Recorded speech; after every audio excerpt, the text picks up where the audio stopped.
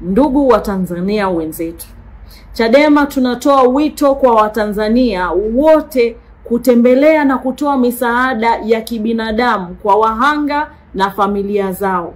Hatua hii ni ishara ya mshikamano, umoja na utu wa Kitanzania katika kipindi hiki kigumu.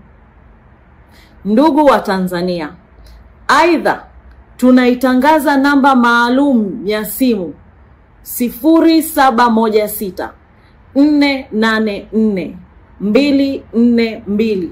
Hii namba ni ya afisa wetu wa habari ndugu Gerva Lienda, mkuu wa idara ya habari ya chama, kwa ajili ya kukusanya taarifa sahihi ya watu waliouawa, waliojeruhiwa na waliopotea tangu tarehe 29 Oktoba.